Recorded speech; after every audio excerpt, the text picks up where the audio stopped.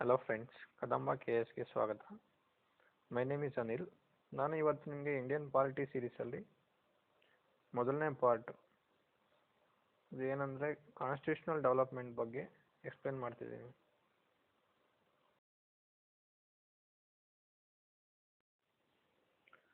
ಹದಿನಾರನೇ ಶತಮಾನ ಭಾರತದ ಇತಿಹಾಸದಲ್ಲಿ ಒಂದು ಮಹತ್ವಪೂರ್ಣ ಘಟ್ಟ. ಯಾಕಂದರೆ ಈಸ್ಟ್ ಇಂಡಿಯಾ ಕಂಪನಿ ವ್ಯಾಪಾರ ಮಾಡೋದಕ್ಕೆ ಅಂತ ಭಾರತಕ್ಕೆ ಬಂದಿದ್ದು 16ನೇ ಶತಮಾನದಲ್ಲಿ. ನಂತರ 1764ರಲ್ಲಿ ಬ್ಯಾಟಲ್ ಆಫ್ ಬಕ್ಸರ್ ಅಂದರೆ ಬಕ್ಸರ್ ಕದನದ ನಂತರ ಶಾ ಆಲಂ ಬ್ರಿಟಿಷರ ವಿರುದ್ಧ ಸೋತೋಗ್ತಾನೆ. ಆಗ ಅವನು ದಿವಾನಿ ರೈಟ್ಸ್ ಅನ್ನು ನೀಡ್ತಾನೆ ಬ್ರಿಟಿಷರಿಗೆ. ಏನಪ್ಪ ಇದು ದಿವಾನಿ ರೈಟ್ಸ್ ಅಂದರೆ, ರೆವಿನ್ಯೂ ಮತ್ತು ಸಿವಿಲ್ ಜಸ್ಟಿಸ್ ಮೇಲೆ ಅವ್ರಿಗೆ ಸಂಪೂರ್ಣ ಅಧಿಕಾರ ಸಿಗುತ್ತೆ, ಅಂದರೆ ಸ್ವಾವಲಂಬನೆ ಸಿಗುತ್ತೆ. ಈ ಥರ ನಮ್ಮ ಭಾರತದಲ್ಲಿ ಬ್ರಿಟಿಷ್ ಅವರು ವ್ಯಾಪಾರಕ್ಕಾಗಿ ಬಂದು ಆಡಳಿತವನ್ನು ಶುರು ಮಾಡ್ತಾರೆ. ಇದು ಹಂತ ಹಂತವಾಗಿ ಮುಂದುವರಿದು ನಮ್ಮ ದೇಶದ ಮುಕ್ಕಾಲು ಭಾಗವನ್ನು ಬ್ರಿಟಿಷರು ನೇರವಾಗಿ ಆಡಳಿತ ನಡೆಸೋ ಸ್ಟೇಜ್ಗೆ ಹೋಗ್ತಾರೆ. ಎನ್ ರಾಯ್ ಅವರು 1934ರಲ್ಲಿ ಮೊಟ್ಟ ಮೊದಲ ಬಾರಿಗೆ ಸಂವಿಧಾನ ಬೇಕು ನಮ್ಮ ಭಾರತಕ್ಕೆ ಅಂತ ಸೂಚಿಸ್ತಾರೆ. ಅದೇ ಥರ 1946ರಲ್ಲಿ ನಮ್ಮ ದೇಶಕ್ಕೆ ಸಂವಿಧಾನ ರಚಿಸಲು ಒಂದು ಕಾನ್ಸ್ಟಿಟ್ಯೂಯೆಂಟ್ ಅಸೆಂಬ್ಲಿಯನ್ನು ಎಸ್ಟಾಬ್ಲಿಷ್ ಮಾಡ್ತಾರೆ.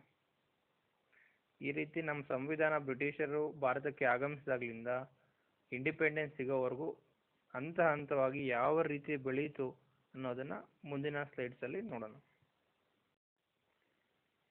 ನಾವು ಮುಖ್ಯವಾಗಿ ನೋಡೋದಾದರೆ ಸಂವಿಧಾನದ ಬೆಳವಣಿಗೆಯನ್ನು 2 ಹಂತದಲ್ಲಿ ತಿಳ್ಕೊಬೋದು. ಒಂದು ಕಂಪನಿ ಆಡಳಿತ, ಎರಡನೇದು ಬ್ರಿಟಿಷ್ ಆಡಳಿತದಲ್ಲಿ. ಕಂಪನಿ ಆಡಳಿತದಲ್ಲಿ ಮುಖ್ಯವಾಗಿ ಏನೇನು ಬೆಳವಣಿಗೆಗಳು ನಡೆಯಿತು, ಮತ್ತು ಅದೇ ರೀತಿ ಬ್ರಿಟಿಷ್ ನೇರವಾಗಿ ಆಡಳಿತ ನಡೆಸುವಾಗ ಏನೇನು ಬೆಳವಣಿಗೆಗಳು ನಡೆಯಿತು ಅನ್ನೋದು ತಿಳ್ಕೊಳ್ಳೋಣ. ಮೊದಲನೇದಾಗಿ ಕಂಪ್ನಿ ರೂಲ್. ಕಂಪ್ನಿ ರೂಲು 1773ರಿಂದ 1858ರವರೆಗೂ ಇರುತ್ತೆ. ಅಂದರೆ ಈಸ್ಟ್ ಇಂಡಿಯಾ ಕಂಪನಿಯ ಆಡಳಿತ. ಅವರು ಜಾರಿಗೆ ತಂದಂಥ ಮೊದಲ ಕಾಯ್ದೆ ಅಂದರೆ ರೆಗ್ಯುಲೇಟಿಂಗ್ ಕಾಯ್ದೆ 1773ರಲ್ಲಿ. ಅದರ ನಂತರ ಪಿಟ್ಸ್ ಇಂಡಿಯಾ ಕಾಯ್ದೆ ತರ್ತಾರೆ 1784ರಲ್ಲಿ. ಅದಾದ ನಂತರ ಚಾರ್ಟರ್ ಆ್ಯಕ್ಟ್ ಬರುತ್ತೆ 1833ರಲ್ಲಿ. ಅದರ ನಂತರ ಚಾರ್ಟರ್ ಆ್ಯಕ್ಟ್ ಆಫ್ 1853 ಬರುತ್ತೆ. ಸೊ ಈ 4 ಕಾಯ್ದೆಗಳು ಕಂಪ್ನಿ ರೂಲಲ್ಲಿ ಬರುತ್ತೆ. ನಂತರ ಬರೋದು ಕ್ರೌನ್ ರೂಲ್, ಅಂದರೆ ಡೈರೆಕ್ಟ್ ಬ್ರಿಟಿಷ್ ಕಂಟ್ರೋಲಲ್ಲಿ ಆಡಳಿತ ಇದ್ದಾಗ ಏನೇನು ಬೆಳವಣಿಗೆಗಳು ನಡೀತು ಅಂತ ನೋಡೋಣ. ಮೊದಲನೇದು ಗೌರ್ಮೆಂಟ್ ಆಫ್ ಇಂಡಿಯಾ ಆ್ಯಕ್ಟ್ 1858. ಎರಡನೇದು Indian council act of 1861, Indian council act of 1892, Indian council act of 1909. ಈ ಥರ 3 ಕೌನ್ಸಿಲ್ ಆ್ಯಕ್ಟ್ ಜಾರಿಗೆ ತರುತ್ತೆ. ನಂತರ ಗೌರ್ಮೆಂಟ್ ಆಫ್ ಇಂಡಿಯಾ ಆ್ಯಕ್ಟ್ 1990. ಅದಾದ ನಂತರ ಗೌರ್ಮೆಂಟ್ ಆಫ್ ಇಂಡಿಯಾ ಆ್ಯಕ್ಟ್ 1935. ಇವನ್ನ ವಿವರವಾಗಿ ಮುಂದಿನ ಸ್ಲೈಡ್ಸಲ್ಲಿ ನೋಡೋಣ.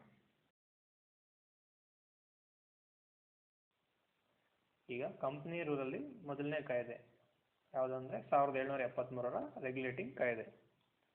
ರೆಗ್ಯುಲೇಟಿಂಗ್ ಕಾಯ್ದೆ 2 ಕಾರಣಗಳಿಗೆ ತುಂಬ ಮಹತ್ವದ್ದಾಗಿದೆ. ಮೊದಲನೇದಾಗಿ ಏನಪ್ಪ ಅಂದರೆ, ಭಾರತದಲ್ಲಿ ಈಸ್ಟ್ ಇಂಡಿಯಾ ಕಂಪ್ನಿ ಕಾರ್ಯಗಳನ್ನು ನಿಯಂತ್ರಣ ಮಾಡಲು ತೆಗೆದುಕೊಂಡ ಮೊದಲ ಹೆಜ್ಜೆ ಅಂತ ಹೇಳ್ಬೋದು ಈ ರೆಗ್ಯುಲೇಟಿಂಗ್ ಕಾಯ್ದೆ. ಎರಡನೇದೇನು ಅಂದರೆ, ಭಾರತದಲ್ಲಿ ಕಂಪ್ನಿಯ ಆಡಳಿತ ಮತ್ತು ರಾಜಕೀಯ ಕಾರ್ಯಗಳನ್ನು ಬೇರೆಯಾಗಿ ಗುರುತಿಸ್ಕೊಳ್ತದೆ ಈ ಕಾಯ್ದೆ. ಯಾಕಂದರೆ ಈಸ್ಟ್ ಇಂಡಿಯಾ ಕಂಪ್ನಿ ಕೇವಲ ವ್ಯಾಪಾರ ಸಂಸ್ಥೆಯಾಗಿ ಬರುತ್ತೆ ಭಾರತಕ್ಕೆ. ಆದರೆ ಈಗ ಈ ಕಾಯ್ದೆ ಏನು ಮಾಡುತ್ತೆ, ಅದಕ್ಕೆ ಒಂದು ಗುರುತನ್ನು ನೀಡುತ್ತೆ, ಇದು ಆಡಳಿತ ಮತ್ತು ರಾಜಕೀಯ ಕಾರ್ಯಗಳು ಮಾಡುತ್ತೆ ಅಂತ. ಈಗ ಈ ಕಾಯ್ದೆಯಲ್ಲಿ ಏನೇನು ಸುಧಾರಣೆಗಳು ಜಾರಿಗೆ ತಂದರು ಅಂತ ನೋಡೋಣ. ಮೊದಲನೆಯದಾಗಿ ಗವರ್ನರ್ ಆಫ್ ಬೆಂಗಾಲ್ ಹುದ್ದೆಯಲ್ಲಿ ಬದಲಾವಣೆ ತರುತ್ತೆ. ಅಂದರೆ ಇದು ಗವರ್ನರ್ ಆಫ್ ಬೆಂಗಾಲ್ನ ಗವರ್ನರ್ ಜನರಲ್ ಆಫ್ ಬೆಂಗಾಲ್ ಅಂತ ಹೆಸರನ್ನ ಚೇಂಜ್ ಮಾಡುತ್ತೆ ಹುದ್ದೆಯಲ್ಲಿ. ಇದರಿಂದ ಏನಾಗುತ್ತೆ ಅಂದರೆ 3 ಪ್ರೆಸಿಡೆನ್ಸಿಸ್ ಇರುತ್ತೆ ಬ್ರಿಟಿಷ್ ಇಂಡಿಯಾದಲ್ಲಿ: ಬಾಂಬೆ, ಮಡ್ರಾಸ್ ಮತ್ತು ಬೆಂಗಾಲ್. ಈಗ ಡೆಸಿಗ್ನೇಷನ್ ಚೇಂಜ್ ಮಾಡಿದ್ರಿಂದ ಮದ್ರಾಸ್ ಮತ್ತು ಬಾಂಬೆ ಗವರ್ನರ್ಸು ಸಬಾರ್ಡಿನೇಟ್ ಆಗಿ ಬೆಂಗಾಲ್ ಆಫ್ ಗವರ್ನರ್ ಕೆಳಗಡೆ ಕೆಲಸ ಮಾಡೋ ಥರ ಆಗುತ್ತೆ. ಮತ್ತು ರೆಗ್ಯುಲೇಟಿಂಗ್ ಕಾಯ್ದೆಯು ನಮ್ಮ ದೇಶಕ್ಕೆ ಒಂದು ಸುಪ್ರೀಂ ಕೋರ್ಟ್ ಸ್ಥಾಪನೆ ಮಾಡೋದಕ್ಕೆ ಅವಕಾಶ ಕಲ್ಪಿಸಿಕೊಡುತ್ತೆ. ಇದರಿಂದ 1774ರಲ್ಲಿ ಕೋಲ್ಕತ್ತಾದಲ್ಲಿ supreme court of India establish ಮಾಡಲಾಗುತ್ತೆ. ಕಂಪನಿ ಆಡಳಿತದಲ್ಲಿ ಜಾರಿಗೆ ತಂದ ಎರಡನೇ ಕಾಯ್ದೆ ಅಂದರೆ 1784ರ ಪಿಟ್ಸ್ ಇಂಡಿಯಾ ಕಾಯ್ದೆ. ಈ ಕಾಯ್ದೆಯನ್ನು ಜಾರಿಗೆ ತರೋ ಉದ್ದೇಶ ಏನಂದರೆ ರೆಗ್ಯುಲೇಟಿಂಗ್ ಕಾಯ್ದೆಯಲ್ಲಿ ಆಗಿರುವಂಥ ತಪ್ಪುಗಳನ್ನು ಸರಿಪಡಿಸ್ಕೊಳ್ಳೋದಕ್ಕೆ ಪಿಟ್ಸ್ ಇಂಡಿಯಾ ಕಾಯ್ದೆಯನ್ನು ಜಾರಿಗೆ ತರ್ತಾರೆ. ಈಗ ಈ ಕಾಯ್ದೆ ಮುಖ್ಯ ಸುಧಾರಣೆಗಳನ್ನು ನೋಡೋಣ. ಮೊದಲನೇದಾಗಿ, ಈ ಕಾಯ್ದೆ ಕಂಪನಿಯ ವಾಣಿಜ್ಯ ಮತ್ತು ರಾಜಕೀಯ ಕಾರ್ಯಗಳನ್ನು ವಿಂಗಡಣೆ ಮಾಡುತ್ತೆ. ಅಂದರೆ ಕಮರ್ಷಿಯಲ್ ಮತ್ತು ಪೊಲಿಟಿಕಲ್ ಆ್ಯಕ್ಟಿವಿಟೀಸ್ ಅಂತ ಡಿವೈಡ್ ಮಾಡುತ್ತೆ. ಸೊ ಈಗ ಡಿವೈಡ್ ಮಾಡಿರೋ ಪೊಲಿಟಿಕಲ್ ಆ್ಯಕ್ಟಿವಿಟೀಸ್ ಅಂದರೆ ರಾಜಕೀಯ ಕಾರ್ಯಗಳನ್ನು ನೋಡ್ಕೊಳ್ಳೋದಕ್ಕೆ ಒಂದು ಹೊಸ ಅಂಗವನ್ನು ರಚನೆ ಮಾಡುತ್ತೆ. ಏನು ಅಂದರೆ ಅದು ಬೋರ್ಡ್ ಆಫ್ ಕಂಟ್ರೋಲ್. ಇನ್ನು ಉಳಿದಿರ್ತಕ್ಕಂಥ ಕಮರ್ಷಿಯಲ್ ಆ್ಯಕ್ಟಿವಿಟೀಸ್ ಅಂದರೆ ವಾಣಿಜ್ಯ ಕಾರ್ಯಗಳನ್ನು ರೆಗ್ಯುಲೇಟಿಂಗ್ ಕಾಯ್ದೆಯಲ್ಲಿ ಕ್ರಿಯೇಟ್ ಮಾಡಿರೋಂಥ ಕೋರ್ಟ್ ಆಫ್ ಡೈರೆಕ್ಟರ್ಸು ನೋಡ್ಕೊಳ್ತಾ ಇರುತ್ತೆ. ಇದೇ ಮೊದಲ ಬಾರಿಗೆ ಕಂಪನಿ ಆಡಳಿತ ನಡೆಸುತ್ತಿದ್ದ ಪ್ರದೇಶಗಳು ಏನೇನಿದ್ದು ಇಂಡಿಯಾದಲ್ಲಿ ಅವನ್ನೆಲ್ಲ ಬ್ರಿಟಿಷ್ ನಿಯಂತ್ರಿತ ಪ್ರದೇಶಗಳನ್ನು ಆಗಿ ಕರೆಯಲಾಗುತ್ತೆ.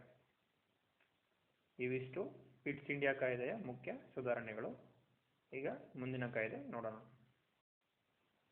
ಕಂಪನಿ ಆಡಳಿತದಲ್ಲಿ ಮುಂದಿನ ಕಾಯ್ದೆ 1833ರ ಚಾರ್ಟರ್ ಕಾಯ್ದೆ. ಇದರ ಮುಖ್ಯ ಸುಧಾರಣೆಗಳೆಂದರೆ, ಮೊದಲನೇದಾಗಿ ಇದು ಗವರ್ನರ್ ಜನರಲ್ ಆಫ್ ಬೆಂಗಾಲ್ ಅಂತ ಇದು ಡೆಸಿಗ್ನೇಷನ್ನ ಗವರ್ನರ್ ಜನರಲ್ ಆಫ್ ಇಂಡಿಯಾ ಅಂತ ಬದಲಾವಣೆ ಮಾಡುತ್ತೆ. ಅಂದರೆ ರೆಗ್ಯುಲೇಟಿಂಗ್ ಆ್ಯಕ್ಟಲ್ಲಿ ಏನು ಗವರ್ನರ್ ಆಫ್ ಬೆಂಗಾಲ್ ಇದ್ದಿದ್ದು ಗವರ್ನರ್ ಜನರಲ್ ಆಫ್ ಬೆಂಗಾಲ್ ಆಯಿತು, ಈಗ ಚಾರ್ಟರ್ ಕಾಯ್ದೆಯಲ್ಲಿ ಅದು ಗವರ್ನರ್ ಜನರಲ್ ಆಫ್ ಇಂಡಿಯಾ ಆಗಿ ಬದಲಾವಣೆ ಆಗುತ್ತೆ. ಲಾರ್ಡ್ ವಿಲಿಯಂ ಬೆಂಟಿಕ್ ಅವರು ಭಾರತದ ಮೊಟ್ಟ ಮೊದಲ ಗವರ್ನರ್ ಜನರಲ್ ಆಫ್ ಇಂಡಿಯಾ ಆಗಿ ಆಯ್ಕೆ ಆಗ್ತಾರೆ. ಈಗ ಏನು ಬದಲಾವಣೆ ಆಗುತ್ತೆ ಅಂದರೆ, ಗವರ್ನರ್ ಜನರಲ್ ಆಫ್ ಇಂಡಿಯಾ ಕೆಳಗಡೆ ಏನು ಬ್ರಿಟಿಷ್ ಆಡಳಿತದಲ್ಲಿದ್ದ ಎಲ್ಲ ಪ್ರದೇಶಗಳು ಅವನ ಕೆಳಗಡೆ ಬರುತ್ತೆ. ಅಂದರೆ ಇಲ್ಲಿ ಸೆಂಟ್ರಲೈಸೇಷನ್ ಆಫ್ ಪವರ್ ಆಗ್ತದೆ, ಅಂದರೆ ಆಡಳಿತ ಕೇಂದ್ರೀಕರಣ ಆಗ್ತಾ ಇದೆ. ಮತ್ತು ಅವನ ಕೈಗೆ ಎಲ್ಲ ಸಿವಿಲ್ ಮತ್ತು ಮಿಲಿಟರಿ ಪವರ್ಸ್ನ ನೀಡಲಾಗುತ್ತೆ. ಏನೇನು ಬ್ರಿಟಿಷ್ ಆಡಳಿತ ಪ್ರದೇಶಗಳಿರ್ತಾವೋ ಅವುಗಳಿಗೆ ಸಂಬಂಧಪಟ್ಟ ಎಲ್ಲ ಸಿವಿಲ್ ಮತ್ತು military powers governor general of India ಕೈಯಲ್ಲಿ ಇರುತ್ತೆ. ಎರಡನೇ ಸುಧಾರಣೆ ಏನಪ್ಪ ಅಂದರೆ, ಈ ಕಾಯ್ದೆ ಏನು 3 ಪ್ರೆಸಿಡೆನ್ಸಿ ಇರುತ್ತೆ ಅಂದರೆ ಬೆಂಗಾಲ್, ಬಾಂಬೆ ಮತ್ತು ಮದ್ರಾಸ್. ಈಗ ಬಾಂಬೆ ಮತ್ತು ಮದ್ರಾಸ್ ತಮ್ಮ ಶಾಸಕಾಂಗ ಅಧಿಕಾರಗಳನ್ನು ಕಳ್ಕೊಳ್ತಾರೆ. ಅಂದರೆ ಲೆಜಿಸ್ಲೇಟಿವ್ ಪವರ್ಸ್ನ ಕಳ್ಕೊಳ್ಳುತ್ತೆ ಈ ಕಾಯ್ದೆ ಮುಖಾಂತರ. ಏನು ಗವರ್ನರ್ ಜನರಲ್ ಆಫ್ ಇಂಡಿಯಾ ಇರ್ತಾನೆ ಅವನಿಗೆ ಎಕ್ಸ್ಕ್ಲೂಸಿವ್ ಲೆಜಿಸ್ಲೇಟಿವ್ ಪವರ್ಸ್ ಕೊಡುತ್ತೆ ಎಂಟೈರ್ ಬ್ರಿಟಿಷ್ ಇಂಡಿಯಾ ಮೇಲೆ ಈ ಕಾಯ್ದೆ. ಮತ್ತು ನಂತರ ಸುಧಾರಣೆ ಅಂದರೆ, ಈ ಕಾಯ್ದೆ ಏನು ಈಸ್ಟ್ ಇಂಡಿಯಾ ಕಂಪನಿ ಕಮರ್ಷಿಯಲ್ ಬಾಡಿಯಾಗಿ ಆ್ಯಕ್ಟಿವಿಟೀಸ್ ಇತ್ತು ಅದನ್ನೆಲ್ಲ ನಿಲ್ಲಿಸುತ್ತೆ. ಆವಾಗ ಇದು ಪ್ಯೂರ್ಲಿ ಅಡ್ಮಿನಿಸ್ಟ್ರೇಟಿವ್ ಬಾಡಿಯಾಗಿ ಬದಲಾಗುತ್ತೆ ಈಸ್ಟ್ ಇಂಡಿಯಾ ಕಂಪನಿ. ಇವಿಷ್ಟು ಚಾರ್ಟರ್ ಕಾಯ್ದೆ 1833ರ ಸುಧಾರಣೆಗಳು. ಮುಂದಿನ ಕಾಯ್ದೆಯಲ್ಲಿ ನೋಡೋಣ.